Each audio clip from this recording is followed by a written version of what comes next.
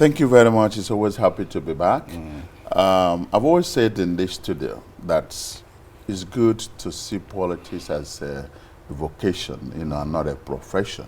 So you have something you are doing and you go enjoy it. If it works, you offer service. If it doesn't work, then you swing to the other side. So here I am now taking care of business. So I've moved on. Yes. Yeah. Good for you, Dr. Okokwa. Thank you. Now, let's talk about the business of aviation. Now, this has come to many Nigerians. It's a sad situation and worrisome for many Nigerians, particularly at a time where, Nigerians are having serious challenges plying the roads because of the bad situation of the roads, because of the security situation all across the country. Many people's respite is actually to travel by air, and now this is happening. Let's start from there.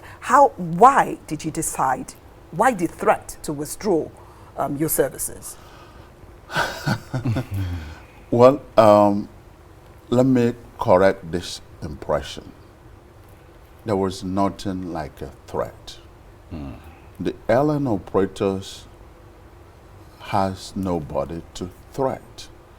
Nobody to threaten in between, nobody to settle any scores with.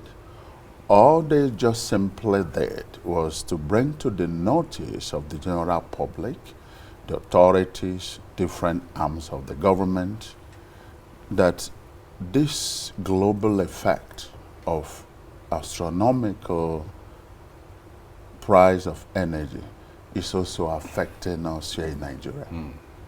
And that if the airlines will go ahead and work out their base prices for tickets, it will be so high for Nigerians to afford. And the shock will affect even the passenger load.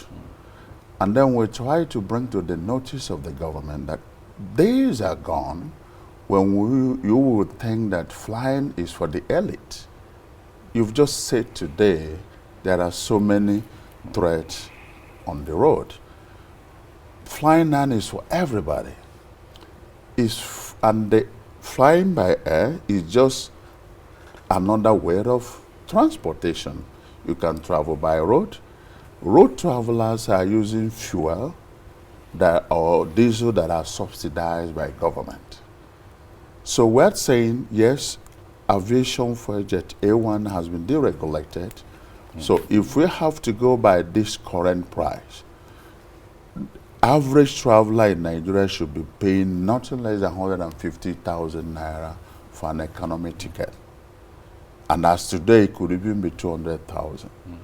So, but we, as patriotic and responsible citizens, had looked at that sudden rise, which was so sudden, from 300, if you recall, when we had a 1-year anniversary, I was talking about aviation fuel moving from 190 naira in February to 340 in February this year. That is within 1 year. I didn't know that in 2-3 weeks, it would get to 700 naira. It was so quick for anybody to deal with. So within us, we thought, look, we have a responsibility and a duty to the public and to the nation. We have to hang on at this price. But what it means is that for any ticket you had bought in the last few days, we are subsidizing because it's below our minimum cost. So what we just simply said is this: we will hang on till this period. And when we get to this day, it might be already too much for us to bear. Because we are not pulling and we are not pulling from any reserve resources. The airlines are just coming out from the impact of the COVID. You've had engagements, with the oil marketers. You've had engagements with members of the National Assembly and other critical stakeholders in the oil and gas industry on this matter and, of course, your concerns. How do you want government at this time to come to your rescue? Should we go back to the subsidy regime, with aviation fuel? Well, those engagements were as a result of positive government response to the alarm we raised. We're very happy, from the presidency to National Assembly, to Ministry of Aviation, to NCA, the regulator, Ministry of Finance. They are reasoning with us. And they have seen, because aviation sector is a critical and sensitive sector. It has to do with national security. It unites a whole lot of other economic activities. If you don't travel, if I'm not able to fly here, you will not see me, you will not see anybody to host in your program. Hotels will be closed if passengers are not traveling, and so many other businesses. So they responded positively, and then there are some engagements. And in this engagement, first of all, we had to present the facts as they are. They're agreeing with us. Now, let us be clear here. By the time we raised this alarm, the dollar was 130, the oil was $130 per barrel. Today, it has come down a little bit, because the reason is just simply because the price of this aviation fuel is being determined by the Platts. That is the cost of oil in the international market. So if it comes down to $70, if it comes down to $80, it will surely, obviously, bring lower the cost of aviation fuel. But as long as it remains high, we are asking government that probably certain form of palliative could be considered. So within this 3 days period we gave, we've been engaging with NMPC, who are making effort to supply the fuel, aviation fuel, at a fixed rate of 500 naira as an interim measure while discussions are going on. In other words, you're asking government to subsidize. Government should consider saying this as a critical sector, because if they allow a free fall as a businessman, because it's in the hands of private business owners, we will go strictly, make calculation on the cost of operation. And if it goes so high, where we peg it, it might quickly affect passenger load. When it affects passenger load, you may have to stop if you are not seeing enough passengers to break even. You have to break even to fly. Doctor, again, many will say that this, the airline sector is one run by individual businesses, owned by individual businesses, unlike unlike what we have with PMS. It's different with aviation fuel. There are individual Nigerians who have cars, and so they use fuel. Not many individual Nigerians operate their own personal, aircraft. So subsidizing this or getting palliative from government is only to the advantage and profit of airline operators, wouldn't you say? Oh, that's far from it. That's the mistake people are making. Every cost you save from the cost of aviation fuel is transferred automatically to the public, to the travelers, which is you, him, your friends, members of AIT family. It doesn't go to us, all right? Because if you have aviation fuel at 190 naira, for instance, how it was last year, that's why you could see tickets for 17,000 naira, 20,000 naira. Do you understand what I'm saying? It's not to us. You put it in the plane and you fly. And don't forget, we're not asking for this because we're private jet owners. We are commercial, scheduled flight operators. So we carry passengers, whoever they may be, wherever they may be coming from. So it is the same way you subsidize PMS for that commercial transporter to carry passengers, to carry cargo, so that it will not affect the final price of it. It's the same way we carry this passenger. And so our message today to the government, and we want you to help us take it out there, is that today, traveling by air is no more for the airlines. It's not a loss, it's a necessity. because of the security situation on the road.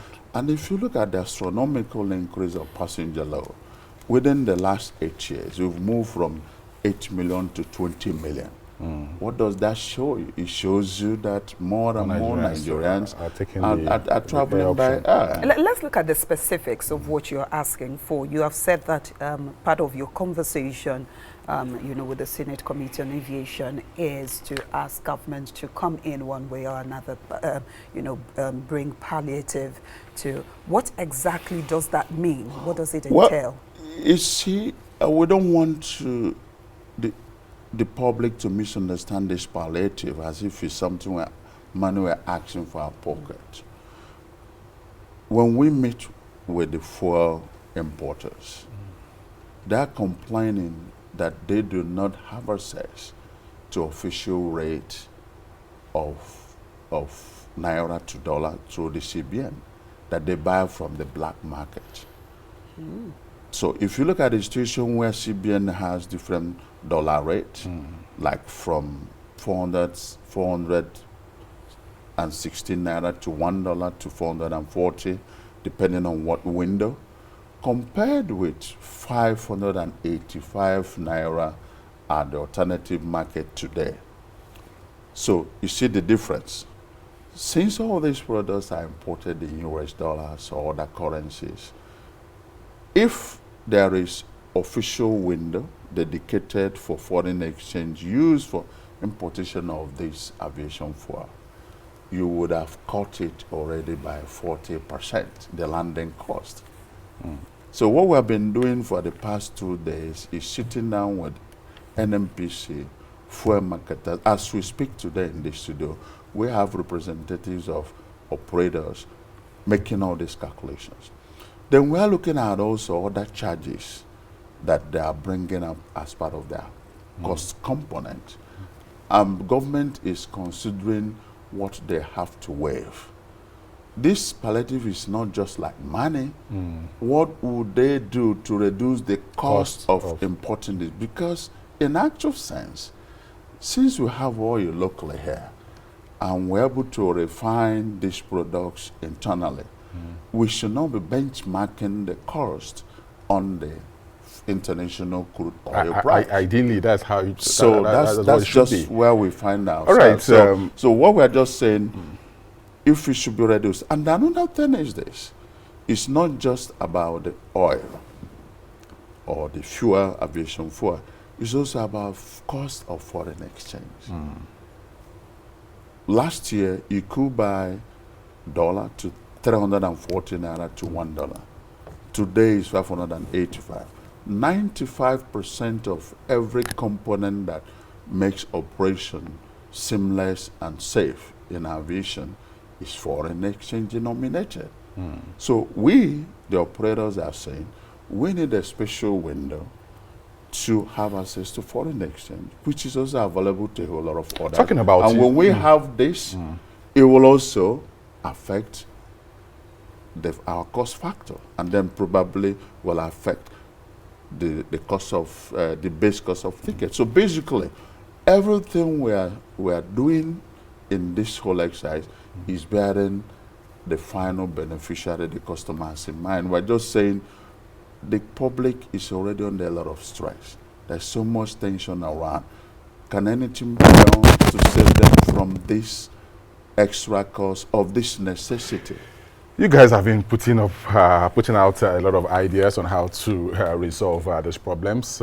We also hear that during your engagements with the National Assembly, you made a submission requesting for airline operators in the country to be licensed to also import aviation fuel. I don't know if that is correct, and if you think that's a viable option. Oh, yes. We raise that issue because part of the things we have also observed that has brought about the high cost of this aviation fuel is hoarding and the role of middlemen.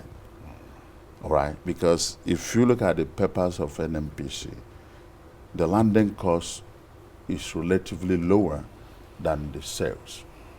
And yet, we are saying that these products you are offering us at 680, 700 naira, When did we import it? At what price?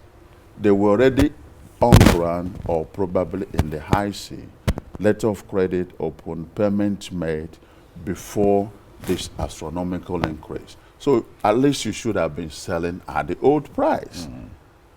Do you understand what I'm saying? So these are the questions we are throwing. So yes, we asked for this license, and we believe that if this license is given to the airline operators, we will import directly, we will use without markup, and the benefit of it will be transferred to our passengers. Thank God, NMPC has accepted this and dealing with it very positively. But you know, that's for the medium-term basis. But we're asking that something must have to be done now. What is that thing? That's actually where I was going, because some of the requests you stated, you know, will not change the situation overnight. Some of them is going to take some time, you know, to address. What are the immediate low-hanging fruits that we can get now? To start with, it's been discovered that there have been a little bit of hoarding in the process. So with the engagements we've been having with NMPC and the marketers in the last few days, they've identified reasonable quantity of the aviation fuel. So the question now that we are waiting for an answer is at what price? They have offered for 500 naira for the next 3 days. Now we are waiting to see if we can access it. If that is done, that's immediate. But I can tell you, it still has not reduced the final cost of a base ticket, because it still keeps it up high there. But it's just to take care of it in the medium term and probably not have room to work for a more permanent solution, which eventually should be, as we continue to ask, we have access, we want access to official foreign exchange window to procure our spare parts, to do our maintenance. You see, and then the other thing is this license. We let the importers of this product, if we become one of them, have dedicated window to have access to foreign exchange. And without that done, we think that the effect will be met. All right, air travel might just be restricted to the elites alone, if but nothing that's what we want to avoid. If nothing urgent for everybody is done to address this increasing operational costs being incurred by airline operators in Nigeria. The issues, the challenges faced by airline operators, and of course the outcome of Wednesday's intervention by the Senate Committee on Aviation. Dr. Okonkwo, thank you for still being here with us. So moving forward, Nigerians will be interested in knowing, you know, how soon. If you're going to go ahead, you have insisted at the very beginning that you didn't give a threat, that it wasn't a threat. So the question to ask is, are you going to withdraw your services in the next 24 hours? Or has something been done that will enable airline operators continue to function even after the 24-hour ultimatum? Well, we've had meeting with the leaders of the House of Reps, pioneered by the Aviation Committee Chairman. We've met the Senate. They had a plenary yesterday. We've met with the minister, all hands on deck. But one thing I can assure the traveling public is that there's no panic. There's nothing to worry about. It is just because today you have responsible and patriotic citizens as operators of the airlines. And we are strictly adhering to international standards. The air safety of Nigeria commercial domestic flights can be compared to anywhere in the world. So we're just saying that we don't want to be forced to a situation where you start compromising, right? If you don't have operation that is viable, that's when the temptation of compromising standards come in. We've raised this alarm, it's receiving the right attention, and we are very hopeful that things will ease off in the next few days and we'll be flying. We want to be in business. Aircraft is made to fly. And you should understand that when we don't fly, we don't make money. And at the end of the month, you have to pay salaries. So it is to our own collective interest that interventions are made so that the tickets will be affordable to the travelers and that we remain operationally viable. Because if we are not, it will affect our service delivery and efficiency and the standard. So I think that before the end of the day, we would have been clear with available aviation fuel at this price, which we have accepted temporarily, you know, at 500 naira per liter. At 500 naira, will the costs of airfare drop? It hasn't solved the problem, but you can imagine 685 to 500. You know, this is eating into a whole lot of our operational resources. We understand that. You know, most of some airlines use as much as 50,000 to 80,000 liters a day. We're talking about something between 20 to 50 million naira on aviation fuel a day. Do you understand what I'm saying? And that is, the cost component of it is about 30 to 70%, depending on the passenger load you have on the aircraft. Aviation fuel is not the only cost component, you know, that is strangulating these airline operators.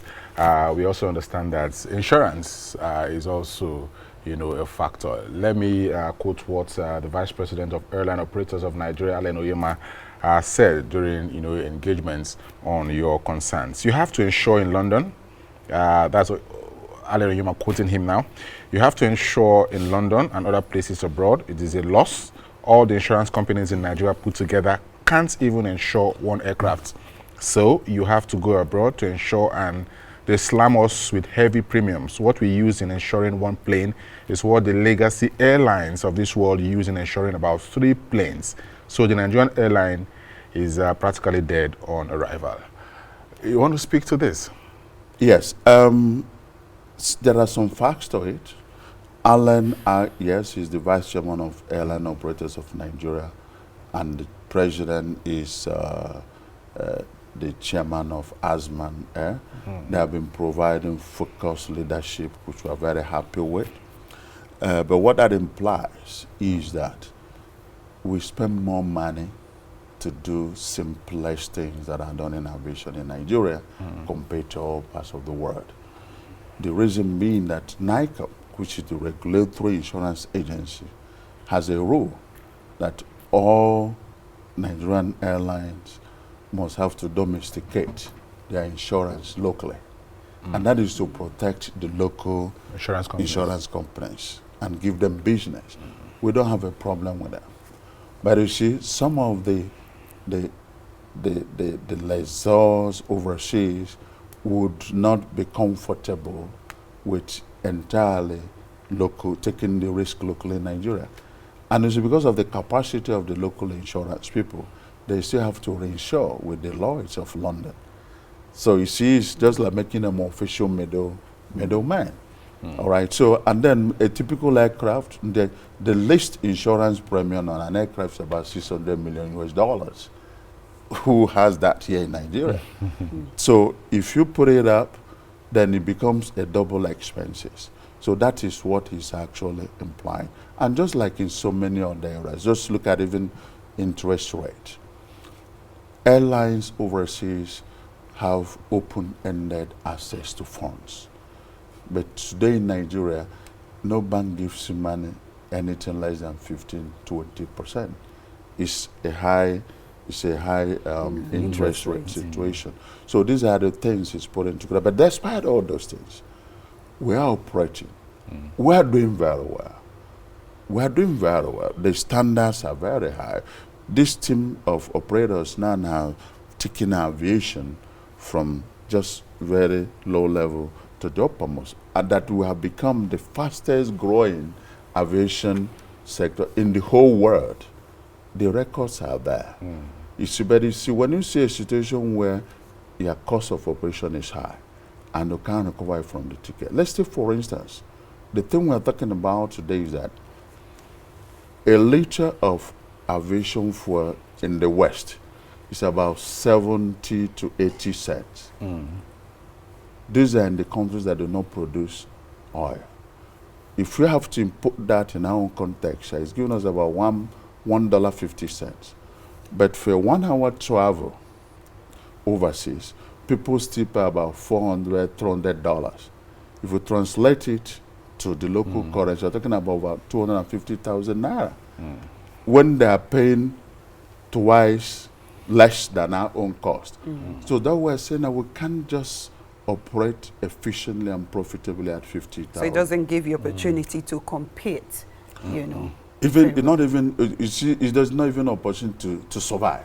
Survive. Okay, and we know that also there is a danger in coming to apply the cost directly to the ticket because it will affect the passenger load. Talking about the ticket, recently the Customer Protection Commission, you know, came out with a statement saying that the airline operators had no, you know, rights to agree to peg airline fare at, I think, 50,000 naira, you know, for a one-way trip. And that was, you know, just a high. While they are allowed to determine the prices differently, but to do it together, it doesn't seem to be in the interest of, you know, travelers. Yeah. So how are you handling this issue? Because we do know that they have asked that airline operators reverse that decision. No, yes, that information came out to the public really without properly informed. He was implying there was a cartel kind of a thing.